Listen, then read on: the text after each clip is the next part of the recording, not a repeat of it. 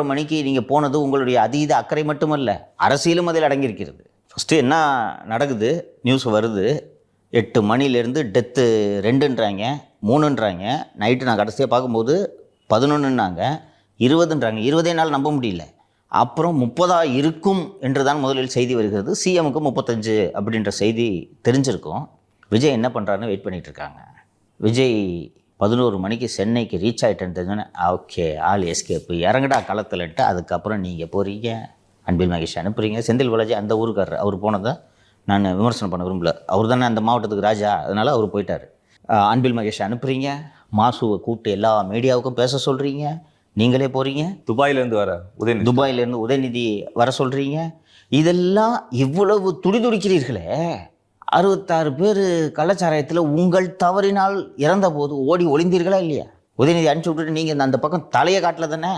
So நீங்கள் அரசியல் செய்வது போல் அவர்களும் அரசியல் செய்கிறார்கள். இந்த அண்ணா யூனிவர்சிட்டி வழக்குலலாம் நீங்கள் ஜெயிலில் இருந்தீங்க சார். அப்போது ஒரே ஒரு ஆறுதலாக கூட வீடியோ போடல சார் நம்மளுடைய முதலமைச்சர் திரு மு.க. ஸ்டாலின் அவர்களாக இருக்கட்டும், துணை முதல்வராக இருக்கட்டும். அதுவே அவங்க மேலே மிகப்பெரிய ஒரு விமர்சனங்களை வச்சாங்க. நீங்கள் கவலைப்படாதீங்க, பெண்களுக்கு பாதுகாப்பு கொடுக்கறது இந்த அரசு தான் கொடுக்கும். இதில் சம்மந்தப்பட்ட குற்றவாளிகள் யாராக இருந்தாலும் நாங்கள் அவர்களை சும்மா விட மாட்டோம் என்று நீங்கள் அன்றைக்கி ஆறுதல் சொன்னீங்களா? இன்றைக்கி வரைக்கும் யாரும் அந்த சாரணை கண்டுபிடிக்கலையா? அந்த விசாரணையை முடக்கி அதில் சம்மந்தப்பட்ட அதிகாரியை காப்பாற்றுற வேலையை தானே நீங்கள் செஞ்சுக்கிட்டு இருந்தீங்க. முழுமையான விசாரணையை நடந்துச்சதில். அது இல்லாமல் ஒரு விக்டிமு, ஒரு மோசமான க்ரைமு கம்ப்ளைண்ட் கொடுத்த புள்ளையோட ஐடென்டிட்டியை ரிவீல் பண்ணுறீங்கன்னா நீங்கள்லாம் என்னையா கவர்மெண்ட் எடுத்துறீங்க? அந்த அதிகாரிகள் மீது நடவடிக்கை எடுக்கல சார். என்ன எடுத்தாங்க? ட்ரான்ஸ்ஃபர் பண்ணாங்க, அதோடு முடிஞ்சிச்சு. ஆக்சுவலி எஃப்ஐஆர் ரெஜிஸ்டர் பண்ணோம். ஸோ இவர்கள் அரசியல் செய்வது போல் அவர்களும் அரசியல் செய்வார்கள். தேர்தல் நேரம் அரசியல் செய்யாமல் என்ன செய்வாங்க?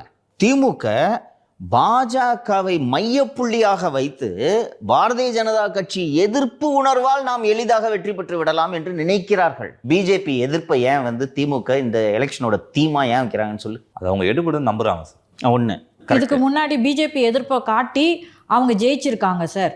அதுவும் கரெக்டு. வேற நாங்கள் இந்தந்த நலன்லாம் பண்ணியிருக்கோம் அப்படின்னு சொல்கிறதுக்கு அந்த பேப்பர் வெள்ளையாக இருக்குன்னு நினைக்கிறேன். கரெக்டாக சொல்லிட்டீங்க, 3 பாயிண்ட்டை கரெக்டாக சொல்லிட்டீங்க.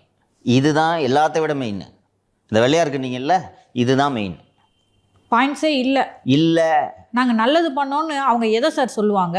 இன்னைக்கு வரைக்கும் போய் பழனிசாமி ஊராக போய் 11 மருத்துவக் கல்லூரிகள் அரசு பள்ளி மாணவர்கள் 7.5% இடஒதுக்கீடு கொடுத்து அரசு பள்ளி மாணவர்களை, கிராமப்புற மாணவர்களை மருத்துவர்களாக்கி இருக்கிறோன்னு சொல்கிறாங்க. என்ன சார் சாதனை உங்கள் சாதனை? சொல்லுங்கள் சார். நேற்று பழனிசாமி சொன்னார், அந்த கூட்டத்தில் ஒரு பெண்ணு விடுறாரு, தலை தொங்கிருச்சு. தமிழகத்தை தலை குனிய விட மாட்டோன்னு சொல்கிறாங்க, அங்கே தலை குனிஞ்சு தாங்க இருந்துச்சு சொல்கிறாரு.